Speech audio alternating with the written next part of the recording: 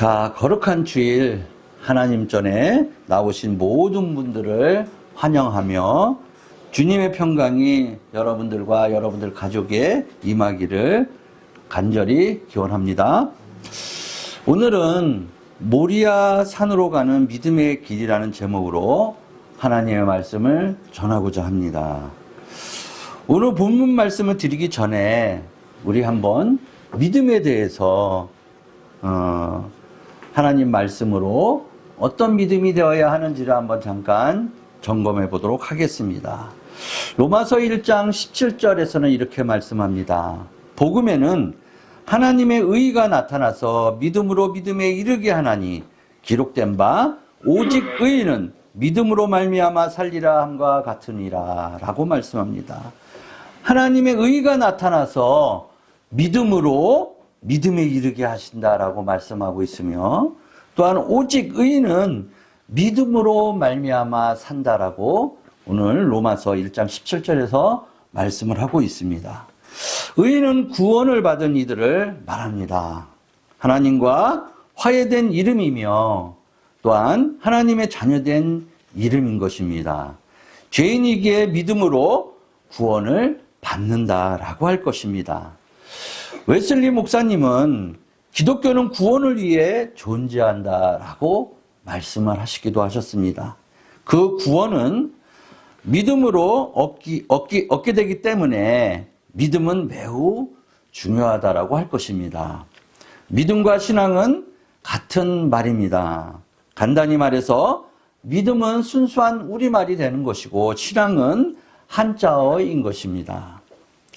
예수님께서도 무엇보다 믿음을 강조하는 말씀을 많이 하셨습니다. 요한복음 14장 1절에서는 이렇게 말씀하셨습니다. 하나님을 믿으니 또 나를 믿으라 라고 말씀하시며 믿음이 중요하다라는 것을 더욱더 강조하셨습니다. 자나깨나 불조심처럼 믿음은 강조하고 또 강조해도 지나치지 않다라고 할 것입니다. 늘 믿음을 살피고 또 살펴보아야 한다라는 점입니다. 요한일서 5장 4절에서도 무릇 하나님께로부터 난 자마다 세상을 이기느니라. 세상을 이기는 승리는 이것이니 우리의 믿음이니라 라고 말씀합니다. 세상을 이기는 것도 믿음이기 때문이라고, 믿음이 중요하다라고 더불어 계속 강조하고 있습니다. 또한 마틴 루터는 성령도 믿음으로 받는다라고 했습니다. 믿음은 보이지 않는 하나님을 보이게 한다라고 말을 하고 있으며 보이지 않는 하나님과 연결되게 하는 것도 믿음이라고 강조한 바가 있습니다. 또한 존 칼빈은 믿음은 하늘에 속한 신령한 모든 것이 날마다 우리에게 쏟아져 들어오는 통로가 된다라고 말을 했습니다. 만일 하늘에 신령한 것이니 내 삶 속에 들어오지 않고 있다면 먼저 믿음을 점검해 보아야 한다라고 말을 하는 것입니다.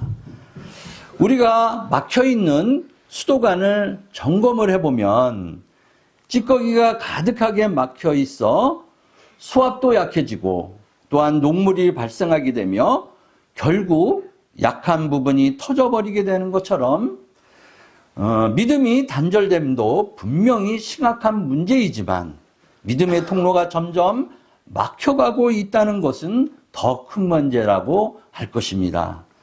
자신의 믿음을 항상 돌아봐야 하고 점검하는 삶을 살아가야 한다는 점입니다. 우리들의 믿음은 약해지기도 하고 강해지기도 합니다. 그래서 믿음은 계속해서 공급을 받아야만 합니다. 식물의 물과 햇빛이 지속적으로 공급되어야만 올바르게 성장하듯이 믿음도 물과 햇빛을 지속적으로 공급받아야만 올바르게 성장한다는 점입니다. 믿음은 우리의 것이 아니기에 믿음은 자연적으로 절대 생기지 않는다라고 할 것입니다. 믿음은 하나님의 선물이며 믿음은 신적인 요소가 강조되는 부분입니다. 우리의 영역이 아니라 하나님이 주셔야만 가능한 영역이라는 것입니다. 믿음을 얻는 통로는 이미 하나님이 우리에게 여러 말씀에서 알려주고 계십니다. 로마서 10장 17절에서는 이렇게 말씀합니다. 믿음은 들음에서 나며 믿음은 그리스도의 말씀으로 말미암느니라 라고 하셨습니다. 따라서 믿음은 하나님의 약속을 붙들고 주의 이름으로 간절히 구할 때 하나님께서 주시는 선물이라는 것입니다. 또한 시편 1장 1절로 3절에서는 복 있는 사람에 대해서 말씀합니다. 복 있는 사람은 악인들의 길을 따르지 않으며 죄인들의 길에 서지 아니하며 오만한 자들의 자리에 앉지 아니하고 오직 여호와의 율법을 즐거워하며 그의 율법을 주야로 묵상하는도다. 그는 시냇가에 심은 나무가 철을 따라 열매를 맺으며 그 잎사귀가 마르지 아니함과 같으니 그가 하는 모든 일이 다 형통하리로다 라고 합니다. 그 중에서도 2절의 말씀이 오직 여호와의 율법을 즐거워하며 그 율법을 주야로 묵상하는 자로라 라고 강조하고 있습니다. 믿음이 과연 무엇일까요? 하나님께서는 성경 말씀을 통해서 믿음의 수준을 매우 분명하게 보여주고 계십니다. 이것도 저것도 믿음이라고 생각하는 사람들이 많습니다. 또한 이 정도면 되었다 만족하는 사람들도 많이 있습니다. 나름대로 기준을 세워 이만하면 됐다라고 생각하며 신앙생활하는 사람들도 많이 있습니다. 성서는 캐논이라고 합니다. 매우 정확한 잘하는 것입니다. 그리고 성경이 말하는 믿음의 본은 아브라함의 믿음을 말하고 있습니다. 성경에서는 아브라함의 믿음을 믿음의 분명한 예로 제시하고 있습니다. 아브라함의 정도의 믿음이야말로 성경이 말하는 믿음이라는 점을 강조하는 것입니다. 인간의 본성은 바리새인처럼 되기 쉽습니다. 자신이 조금만 나은 것 같아도 바로 교만해지기 쉬운 것이 인간의 성향입니다. 나태하고 게으른 것 또한 인간의 실상이며 본성이라고 할 것입니다. 인간은 교만해지면 주님께 손을 내밀지 않습니다. 자신이 조금만 나은 것 같아도 바로 교만해지기 쉬운 것이 인간의 성향입니다. 인간은 교만해지면 신앙생활을 하면서도 주님이 없다는 듯이 행동을 많이 합니다. 주님과의 연결됨이 신앙이기 때문에 주님이 필요 없으면 신앙생활이 아닌 것입니다. 주님과의 연결도 주님과의 교제도 또한 친밀함도 모두 사라지게 된다면 인간들은 반드시 사탄의 유혹에 넘어가게 될 것입니다. 그렇기에 성경은 우리에게 계속해서 믿음의 이야기를 들려주고 또 들려주고 있습니다. 창세기 15장 5절에서는 그를 이끌고 밖으로 나가 이르되 하늘을 우러러 묵별을 셀 수 있나 보라. 또 그에게 이르시되 내 자손이 이와 같으리라라고 아브라함에게 말씀하시는 그런 대목이 있습니다. 하나님께서 아브라함을 이끌고 밖으로 나가서 하늘의 묵별을 보시며 내 자손이 이와 같이 많을 것이라고 말씀하실 때 아브라함은 하나님을 전적으로 믿었다라는 것입니다. 그리고 창세기 15장 6절에서는 아브라함이 여호와를 믿으니 여호와께서 이를 그의 의로 여기시고라고 말씀합니다. 하나님께서는 그런 아브라함을 의로 여겨 주셨다라고 성경은 기록하고 있는 것입니다. 로마서는 아브라함의 믿음에 대해서 매우 구체적으로 기록하고 있습니다. 로마서 4장 18절로 22절 말씀에서는 아브라함에 대해 이렇게 기록합니다.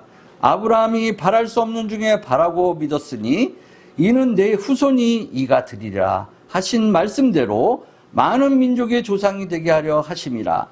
그가 백선화되어 자기 몸이 죽은 것 같고 사라의 태가 죽은 것 같음을 알고도 믿음이 약해지지 아니하고 믿음이 없어 하나님의 약속을 의심하지 않고 믿음으로 견고하여져서 하나님께 영광을 돌리며 약속하신 그것을 또한 능히 이루실 줄을 확신하였으니 그러므로 그것이 그에게 의로 여겨졌습니다. 라고 말씀합니다.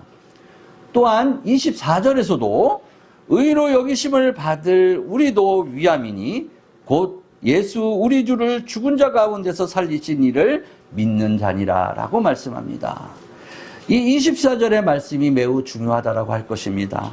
의로 여기심을 받을 우리를 위함이라고 얘기하고 있습니다.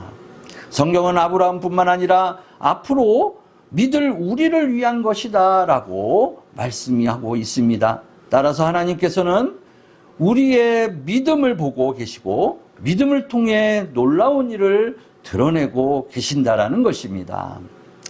아브라함 정도의 믿음이야만이 구원을 얻을 수 있다라고 말씀하고 있는 것과 같습니다. 마귀도 예수님의 탄생을 믿었습니다. 또한 기적을 행하시는 것도 믿었고 예수님께서 우리를 구원하시기 위해 십자가에서 죽으심으로 속죄제물이 되신 것도 마귀는 믿었으며 부활하신 것도 믿었고 지금 하나님 우편에 앉아 계신 것도 믿었으며 그리고 앞으로 산자와 죽은 자를 심판하러 오실 분이라는 것도 이 모든 것을 마귀도 믿고 있다는 것입니다.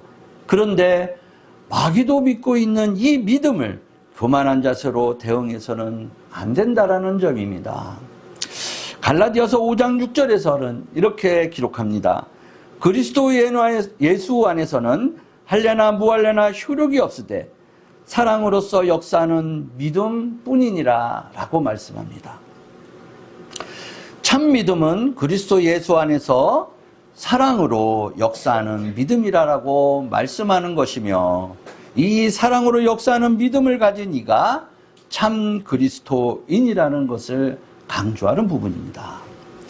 마태복음 7장 13절로 14절 말씀에서는 좁은 문으로 들어가라. 멸망으로 인도하는 문은 크고 그 길이 넓어 그리로 들어가는 자가 많고 생명으로 인도하는 문은 좁고 길이 협착하여 찾는 자가 적음이라 라고 말씀하셨으며 또한 빌립보서 2장 12절에서는 나의 사랑하는 자들아 너희가 나 있을 뿐 아니라 더욱 지금 나 없을 때에도 항상 복종하여 두렵고 떨림으로 너희를 구원에 이르라 라고 말씀합니다. 그러므로 자신의 구원을 이루기 위해 두렵고 떨리는 마음으로 좁은 문으로 들어가기를 필사적으로 노력해야 하는 것이 현 시대를 살아가는 우리들의 노력의 부분이라고 말씀하고 있는 것입니다. 자, 여기서 오늘 본문의 말씀을 이제 중점적으로 살펴보기로 하겠습니다. 1절에 초반부에 그 일 후에라고 말씀을 시작합니다. 하나님께서 행복한 시간을 보내고 있는 아브라함을 부르시게 됩니다. 100세에 약속받은 아들이 있었고 주님의 돌보시는 손길 아래에 이스마엘의 일도 해결되고 잘 살아가게 된 그런 시점입니다. 그런 시간이 참 많이 흘렀을 때 이삭이 꽤 자랐을 때쯤 하나님께서 아브라함을 부르시게 됩니다. 1절 초반부에 하나님께서는 아브라함을 시험하시려고 한다라고 말씀을 기록합니다. 이때 아브라함은 내가 여기 있나이다 라고 바로 하나님께 응답을 합니다. 아브라함은 바로 주님의 음성을 인식하고 살았으며 이것은 깨어있다라는 것을 말하고 있습니다. 그의 영혼은 잠들어 있지 않았습니다. 이처럼 하나님을 향한 믿음으로 깨어있는 삶을 살아갔다라는 것입니다. 그러나 요즘 세대들은 하나님께서 계속해서 부르시는데도 전혀 감이 없는 그런 세대를 살아가고 있지 않나 생각해 봐야 할 것입니다.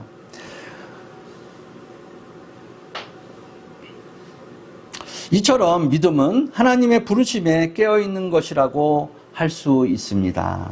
죄에는 상관없고 의에는 늘 상관이 있는 것이 믿음이라고 말합니다. 로마서 6장 20절에서는 너희가 죄의 종이 되었을 때에는 의에 대하여 자유했느니라 라고 말합니다. 이 말씀처럼 죄의 종들은 의에 대하여 하나님에 대하여 자유롭다라는 것입니다. 그러나 거기에는 늘 사망의 냄새가 그치지 않습니다. 죄의 종은 상관없지만 의의 하나님은 하나님과 깊은 상관이 있다라는 점입니다.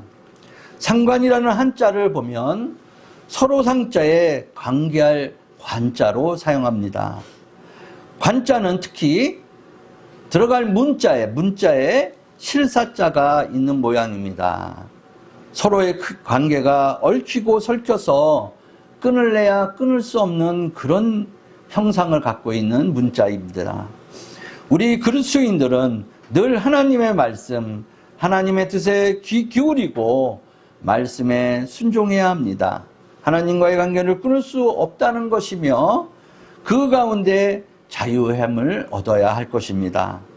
로마서 6장 22절에서는 그러나 이제는 너희가 죄로부터 해방되고 하나님께 종이 되어 거룩함에 이르는 열매를 맺었으니 그 마지막은 영생이니라 라고 말씀합니다. 그리스도와 영적 연합을 이루면 죄로부터 해방되고 하나님이 종이 된다면 언제나 거룩함에 이르는 열매가 있는 곳에서 영생을 얻으며 살아갈 수 있다는 것입니다. 또한 오늘 본문 2절에서는 여호와께서 이르시되 내 아들 내 사랑하는 독자 이삭을 데리고 모리아 땅으로 가서 네가 내게 일러준 산산 그리고 그를 번제를 드리라 라고 말씀합니다. 도저히 이해할 수 없는 말을 하나님께서 아브라함에게 말씀하고 있는 것입니다. 하나님이 주신 선물이며 하나님의 약속이고 또한 자신의 생명보다 더 소중했던 독자 100세 얻은 이 아들을 번제로 하나님께 바치라 라고 말씀하고 있는 것입니다. 그러나 우리가 하나님의 말씀보다 더 놀라운 것은 바로 아브라함이라는 것입니다. 그의 믿음은 정말 놀라울 뿐입니다. 아브라함은 아침 일찍 일어나 나귀의 안장을 얻고 두 종과 아들을 데리고 번제했을 나무를 직접 준비합니다. 하나님의 말씀이 떨어지자마자 이렇게 준비한다라는 것입니다. 병사만 318명이며 또한 시종의 수가 1000명쯤이나 되는 족장 아브라함이 친히 장작을 팼습니다. 이른 아침 장작 패는 소리는 아브라함의 마음을 어느 정도 보여준다고 할 것입니다. 아들과 함께 제가 되어 사라질 장작을 하나하나 패고 있었을 것입니다. 그리고 드디어 길을 떠납니다. 하나님께서 일러주신 바로 그 모리아의 땅, 그 한 산을 향하여 갑니다. 모리아의 땅, 모리아라는 말은 보여주다라는 말이 됩니다. 이 모리아 땅은 주님이 보여주신 그런 땅이기 때문입니다. 역대하 3장 1절에 이런 말씀을 기록합니다. 솔로몬이 예루살렘 모리아 산에 여호와의 전 건축하기를 시작하니 그곳은 전에 여호와께서 그의 아버지 다윗에게 나타나신 곳이며 또한 여부스 사람 오르난의 타작마당에 다윗이 정한 곳이라 라고 말씀합니다. 후에 솔로몬이 예루살렘 모리아 산에 주님의 성전을 세운 바로 그곳입니다. 그곳은 그의 아비 다윗이 이미 성전을 세우려고 정한 장소이기도 한 것입니다. 또한 역대상 22장 1절에서는 다윗이 이르되 이는 여호와 하나님의 성전이요 이는 이스라엘의 번제단이라 하였더라 라고 말씀합니다. 이 모리아는 하나님의 성전이고 이스라엘의 번제단이라고 다윗이 말했던 바로 그곳인 것입니다. 이처럼 하나님의 일하심은 우리 눈에 신비할 뿐입니다. 사무엘하 마지막 장인 24절에서는 이런 말씀을 기록합니다. 다윗의 인구조사로 하나님께서 벌을 내리는 그런 장면이 나옵니다. 3일 동안 전염병이 전 지역을 휩쓸었고 7만 명이나 되는 인원들이 죽게 됩니다. 이때 하나님께서 더 이상은 안 되겠다 하시며 죽음의 천사를 멈추게 합니다. 그곳이 바로 아라우나의 타작마당입니다. 바로 사무엘하 24장 16절에 기록한 내용입니다. 천사가 예루살렘을 향하여 그의 손을 들어 멸하려 하더니 여호와께서 이 재앙 내리심을 뉘우치사 백성을 멸하는 천사에게 이르되 족하다 이제는 내 손을 거두라 하시니 여호와의 사자가 여부스 사람 아라우나의 타작마당 곁에 있는지라 라고 말합니다. 선지자 갓은 다윗에게 여부스 사람 아라우나 타작마당으로 올라가 거기서 제단을 쌓으라고 말을 합니다. 다윗은 올라가서 죽음의 천사 앞에 마주서게 됩니다. 사무엘하 24장 17절에서는 이 부분을 이렇게 표현합니다. 다윗이 백성을 치는 천사를 보고 곧 여호와께 아뢰어 이르되 나는 범죄하였고 악을 행하였거니와 이 양무리는 무엇을 행하였나이까 청하건대 주의 손으로 나와 내 아버지의 집을 치소서 하니라 라고 기록합니다. 다윗이 쌓은 제단에 하늘의 불이 떨어지게 됩니다. 또한 그 일 이후에 그 재앙이 그치게 됩니다. 다윗은 바로 이곳이 제단이며 주님의 성전이라고 말합니다. 솔로몬은 그곳에 훗날 성전을 세우게 되는 것입니다. 이처럼 모리아산은 주님께서 보여주시는 산인 것입니다. 주님께 번제를 드리는 곳입니다. 아브라함이 독자 이삭을 바쳤던 바로 그곳이며 다윗이 자신을 하나님께 바쳤던 곳입니다. 또한 예수님께서 십자가에서 자신을 바로 바쳤던 바로 그 장소라는 것입니다. 그리고 하나님께서 친히 자신을 내어주심으로 우리를 구원하신 바로 그 구원의 장소라는 것입니다. 즉 모리아산으로 가라는 말은 자신을 직접 드려 헌신하라는 말씀인 것입니다. 나에게 모든 것이 주님으로부터 왔으며 이 모든 것은 바로 주님의 것이라고 인정하게 되는 것입니다. 처음부터 우리의 것은 주님께서 모두 주신 것입니다. 우리는 찬양하고 감사하지만 시간이 지나면 원래부터 자기 것인 양 착각하는 삶을 살아가곤 합니다. 주님께 자신을 드려 헌신한다는 말은 모든 것이 주님의 것임을 우리가 인정하는 것입니다. 사랑하는 아들 이삭도 주님의 것인 것입니다. 믿음은 소유권을 분명히 하는 것이기에 주님이 주신 것을 분명히 하는 것을 여러분들이 행해야 할 것입니다. 내가 가지고 있는 모든 것이 주님의 것임을 깨닫고 나의 주인이 아니라 오직 청직이라는 사실을 우리는 분명히 해야 합니다. 이것은 내 것입니다. 이것은 내 마음대로 하렵니다 한다면 믿음의 문제가 바로 생기게 된다라는 것을 말씀드리고자 하는 것입니다. 여기 내가 있습니다. 아버지의 뜻대로 하옵소서라고 하는 이런 고백이 주님께 자신을 들여 바치는 모리아산으로 가는 바로 믿음의 길이 되는 것입니다. 참 믿음은 언제나 모리아산으로 우리를 이끈다라는 것입니다. 나는 죽고 예수님이 사는 곳, 내 뜻은 없어지고 아버지의 뜻만 존재하는 것입니다. 누가복음 22장 42절에서는 이르시되 아버지여 만일 아버지의 뜻이거든 이 잔을 내게서 옮기시옵소서. 그러나 내 원대로 마옵시옵고 아버지의 원대로 되기를 원하나이다 라고 예수님이 고백합니다. 주님처럼 아버지의 원대로 되기를 원하는 모리아의 땅, 자신을 들여 바치는 곳, 자신의 뜻을 죽이고 주님의 뜻을 받드는 곳, 이것이 모리아산으로 가는 믿음의 길이라는 것입니다. 오늘 본문 4절에는 제3일에 아브라함이 눈을 들어 그곳을 멀리 바라본지다 라고 말합니다. 제3일은 상징적인 것은 하나, 이것은 6월절 나흘 전에 미리 양을 준비하라고 지시한 바로 출애굽 6월절과 일치하는 말씀이며 하나님께서 친히 당신이 지정한 곳으로 인도하셨음을 말씀하는 구절이기도 합니다. 그리고 더 이상 나귀가 올라가지 못하는 높은 산이기에 아브라함은 종들에게 나귀와 함께 여기서 기다리라라고 말을 합니다. 이젠 아들 이삭과 아브라함 둘만이 그 모리아 산에 올라가게 됩니다. 믿음은 높은 산으로 올라가는 것입니다.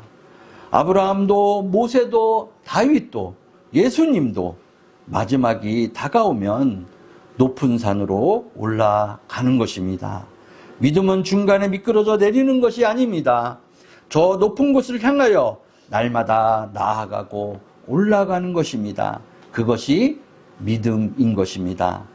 오늘 보면 5절 하반부에서는 내가 아이와 함께 저기 가서 예배하고 우리가 너희에게 돌아오리라 라고 말합니다. 이제 아들이라고 하지도 않습니다. 이미 마음으로는 하나님께 이삭을 바쳤다라는 것입니다. 아들이 아니라 아이라고 말을 합니다. 예배하고 돌아오리라는 마음의 소원도 담고 있습니다. 믿음의 고백이기도 합니다. 함께 돌아올 수 있을 것에 대한 확신을 아브라함은 이미 알고 있었다라는 점입니다.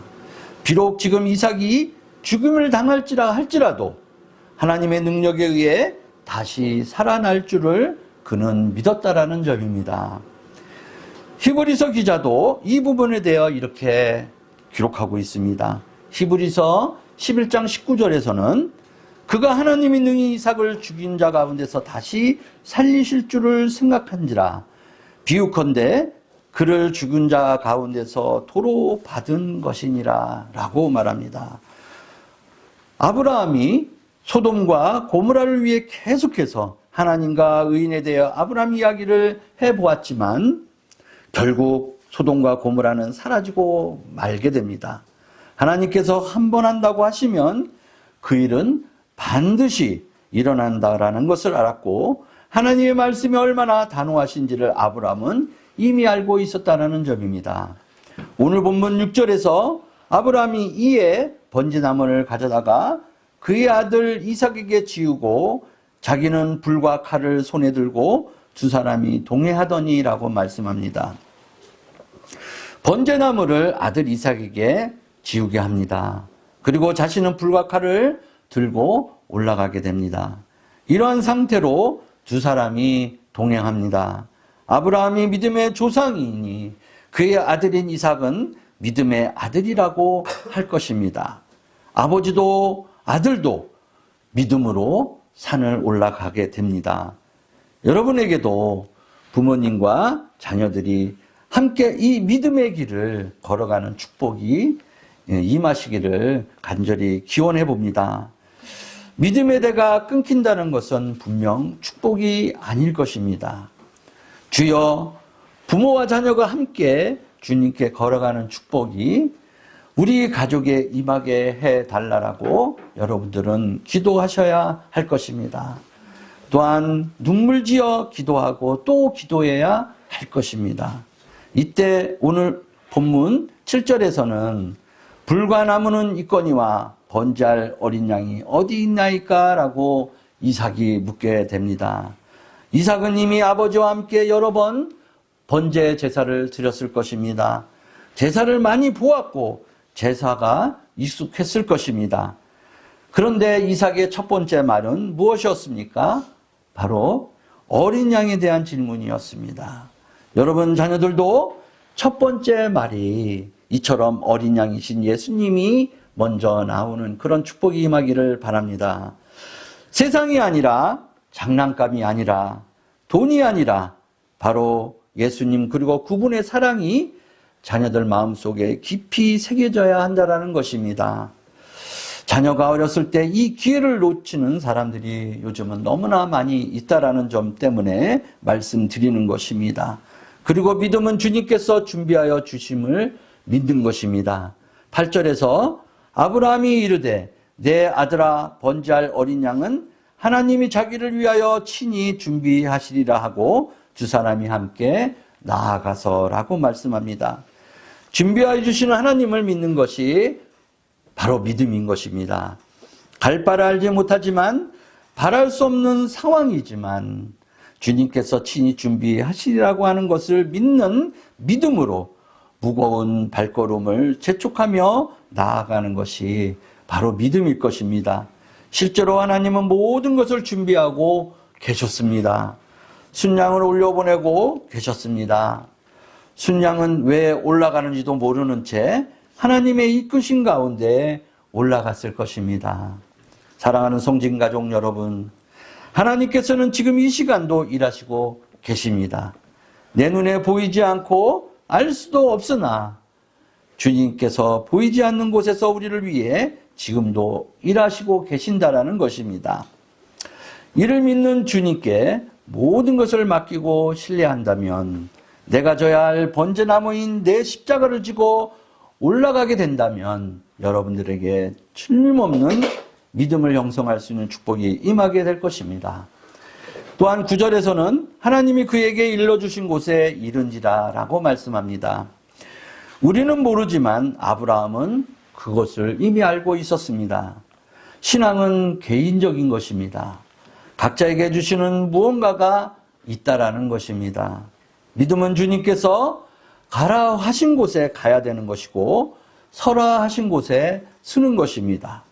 다른 사람이 그곳에 있든 없든 우리는 상관없는 것입니다.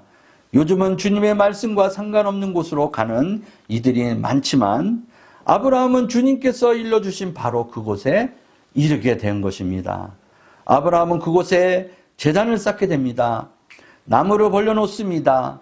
그리고 사랑하는 아들 이삭을 결박합니다. 묶인 아들을 제단 나무 위에 올려놓습니다. 아들 이삭은 이미 장성을 했을 것이고 100세인 아버지를 밀칠 수 있는 충분한 힘이 있을 그런 나이가 되었을 것입니다. 이삭은 흠이 없이 제물이 되는 예수님을 상징하고 있는 그런 부분이기도 합니다. 아브라함과 이삭 두 부자가 함께 자신을 드려 제사를 하고 있는 그런 모습입니다. 오늘 본문 10절로 12절까지의 말씀을 다시 읽어보면, 손을 내밀어 칼을 잡고 그 아들을 잡으려 하니 여호와의 사자가 하늘에서부터 그를 불러 이르시되 아브라함아 아브라함아 하는지라. 아브라함이 이르되 내가 여기 있나이다 하매 사자가 이르되 그 아이에게 내 손을 대지 말라. 그에게 아무 일도 하지 말라. 내가 내 아들 내 독자까지 내게 아끼지 아니하였으니 내가 이제야 내가 하나님을 경외하는 줄 아노라 라고 말씀합니다. 믿음이 무엇입니까? 모든 것은 하나님이 주신 것이요 모든 것은 하나님의 것이라는 점입니다. 모든 것은 하나님께서 원하시는 대로 내어 드리는 것입니다. 나는 이 땅에 임시로 거하고 주님이 주신 일을 맡고 지키는 청지기일 뿐인 것입니다. 나의 주인은 주님이시라는 것을 고백하는 삶이 되어야 합니다.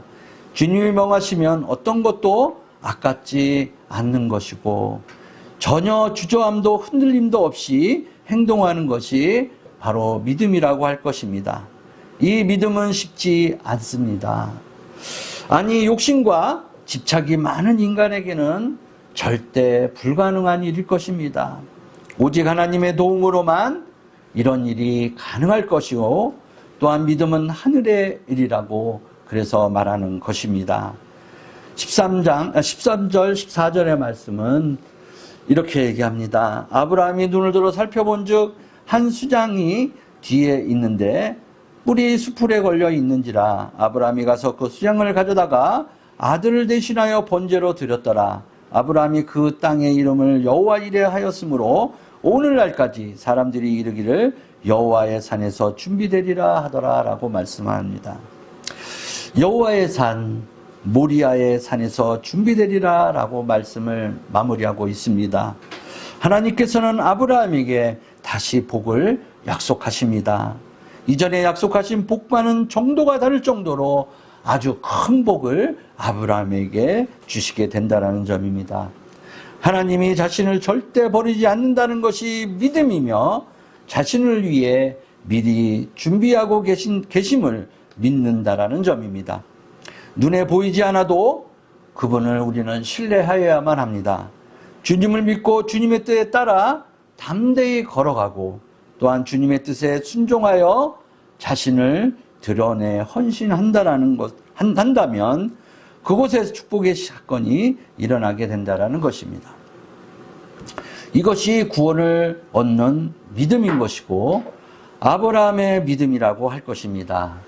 이 믿음은 우리를 겸손하게 하고 우리를 찬양하고 경배하며 엎드려 드리게 합니다.